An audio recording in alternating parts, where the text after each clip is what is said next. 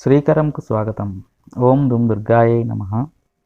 ఈరోజు మనం కార్యక్రమంలో విజయ పరంపరలో నిద్రకు విజయానికి ఉన్న అవినాభావ సంబంధం గురించి, అలాగే బంగారాన్ని ధరించడానికి ఏ గ్రహం కారణమవుతుంది, ఈ బంగారాన్ని నిత్యం ధరించడం వలన ఎటువంటి ప్రయోజనాలు కలుగుతాయి అన్న ఆసక్తికరమైన విషయాల గురించి తెలుసుకుందాం. ముందుగా ఈరోజు పంచాంగం చూసినట్లయితే బుధవారం 24వ తేదీ జనవరి నెల 2024వ సంవత్సరం,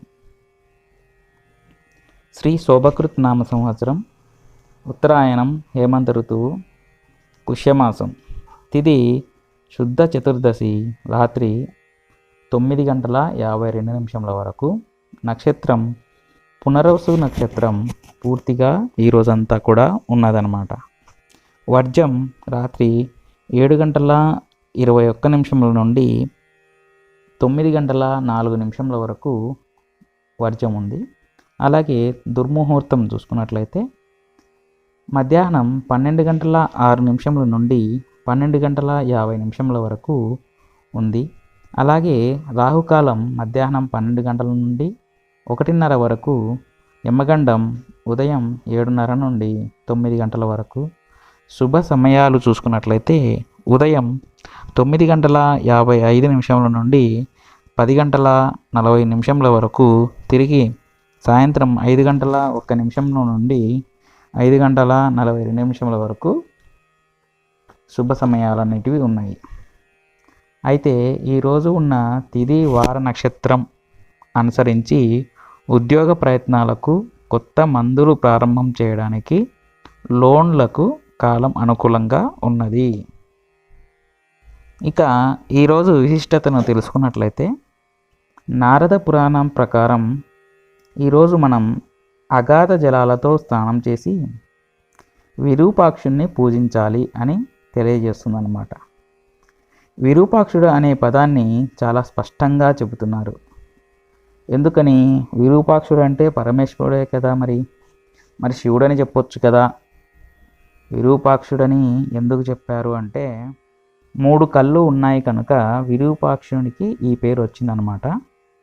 ఈ 3వ కన్ను జ్ఞానానికి ప్రతీక. మనలో ఉన్నటువంటి వికారాలన్నిటినీ తొలగించటానికి, వాటి మీద విజయం సాధించాము అని అనడానికి సంకేతంగా ఉంటుంది. కనుక అటువంటి వికారాలన్నీ జయించినటువంటి వాడు, మన్మథ దహనం చేసినటువంటి వాడు కనుక ఈరోజు మనం పరమేశ్వరుణ్ణి పూజించడం వలన మనలో ఉన్నటువంటి దుష్కామం అంతా తొలగిపోతుంది. కనుక ఈ నామంతో విరూపాక్షుణ్ణి పూజించాలి అని నారద పురాణం తెలియజేస్తున్నది. ఈరోజు చేసేటువంటి ఈ పూజ వలన ఇటువంటి వికారాలు తొలగించడంతో పాటుగా స్వర్గప్రాప్తి కలుగుతుంది. స్వర్గప్రాప్తి అంటే స్వర్గంలో రంభా, ఊర్వశి, మేనకలు ఉంటారనుకోవడం తప్పు. అక్కడ బ్రహ్మదేవుడు, మిగతా ఋషులు వాళ్ళందరూ ఉంటారు కాబట్టి అప్పుడు అక్కడ ఎప్పుడు కూడా జ్ఞానానికి సంబంధించినటువంటి విశేషాలు మాత్రమే మాట్లాడుకుంటారని పెద్దవాళ్ళు చెబుతారు. అలాగే పునర్వసు నక్షత్రం కలిగినటువంటి ఈ రోజున శ్రీరామచంద్రమూర్తిని పూజించడం, రామరక్షా స్తోత్రాన్ని పారాయణం చేయటం వలన సమస్తమైన శుభాలను కూడా పొందుతాము. ఈరోజు మనం ఈ మంత్రబలంలో చెప్పుకోవాల్సినటువంటి మంత్రం ఏమిటయ్యా అంటే శ్రీరామ జయ రామ జయ జయ రామ, శ్రీరామ జయ రామ జయ జయ రామ, శ్రీరామ జయ రామ జయ జయ రామ. ఈ మంత్రాన్ని ఈ రోజంతా మనం పారాయణం చేసినట్లయితే మంచి శుభాలను కలగజేస్తుంది. ఇక ఈరోజు ముందుగా మనం నిద్ర గురించి అనుకున్నాం కదా. నిద్రాహారాలు మనకు అత్యంత ప్రధానమైనటువంటిది. వాటిలో నిద్ర గురించి ఆయుర్వేదంలో గొప్ప మాట ఒకటి చెప్పారనమాట. అది సుఖదుఖాలు, పుష్టి, బలము, బలహీనత, జ్ఞానము, అజ్ఞానము, జీవితము, మరణము ఇవన్నీ కూడా నిద్ర యొక్క ఆధీనంలో ఉంటాయంట. ఎంత గొప్ప విషయమో కదా. మనం నిద్ర వస్తే పడుకుంటాం, మెలకువ వస్తే మేలుకుంటాం అని అనుకుంటాం, కానీ నిద్రలో ఇన్ని అధీనమై ఉన్నాయని ఆయుర్వేద శాస్త్రం తెలియజేస్తుందన్నమాట. అందుకే సమయమైనటువంటి నిద్ర ఉండాలి. ఎవరికైతే ఈ సమయమైనటువంటి నిద్ర ఉండదో, నిద్ర బాగా తగ్గుతుందో వీళ్ళందరికీ కూడాను ఆవులింతలు, జడత్వము, అలసట, భ్రమ, అజీర్ణము, తంద్ర అంటే ఒక రకమైనటువంటి బద్ధకం.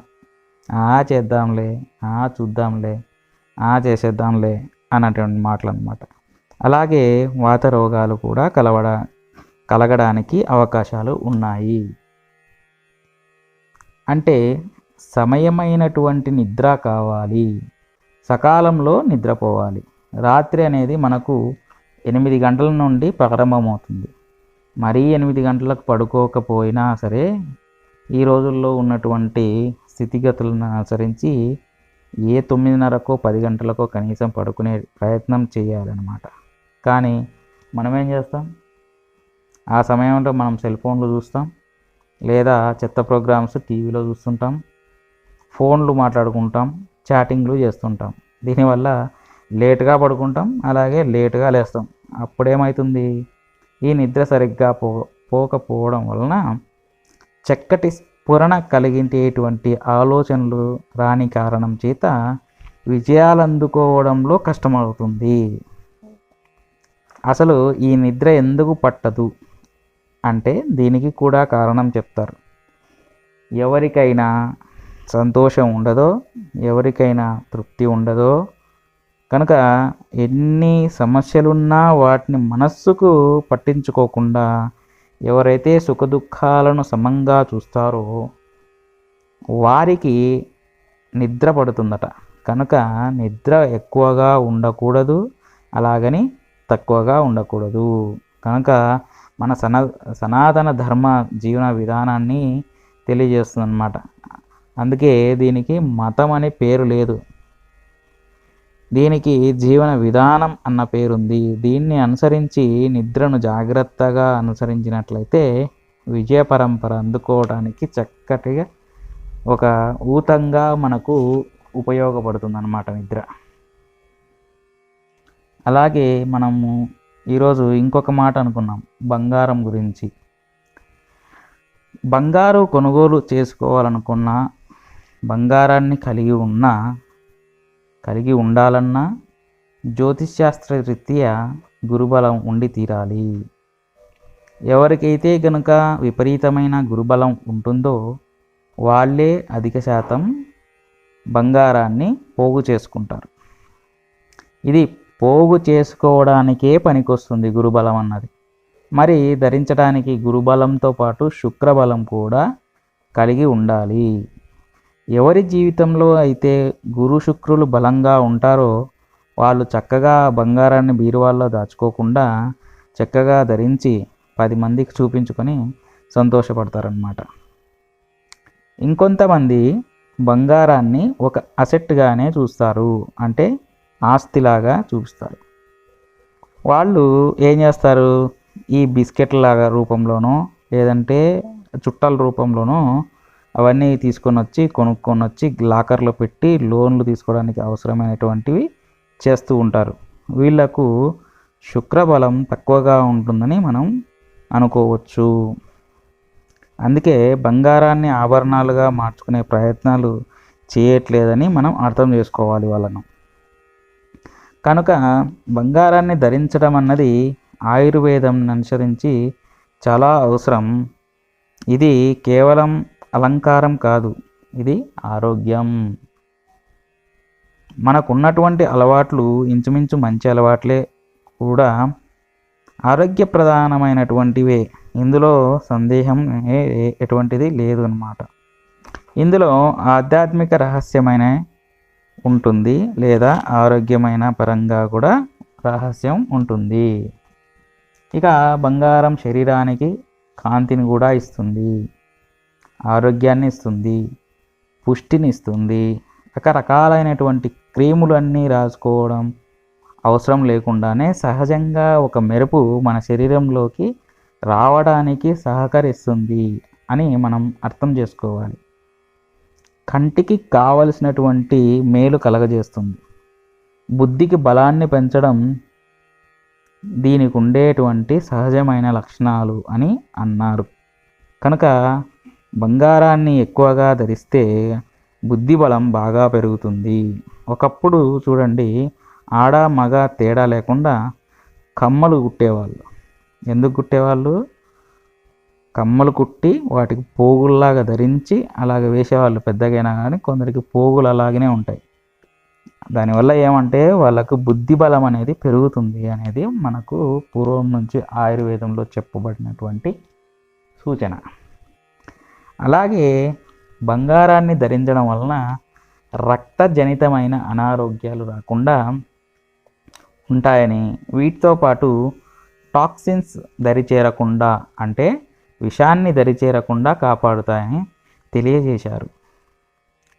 దీంట్లో పురుషుల కన్నా స్త్రీలకు ఈ బంగారం ధరించడం అన్నది అత్యవసరం అని ఆయుర్వేదం చెబుతుంది.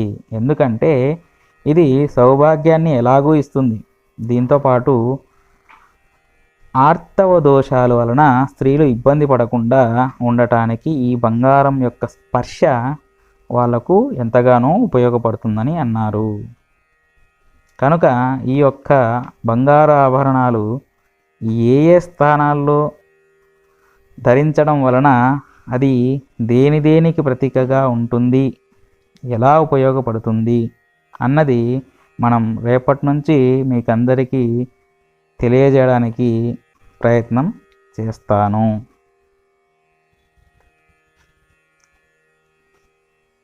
Please subscribe my channel.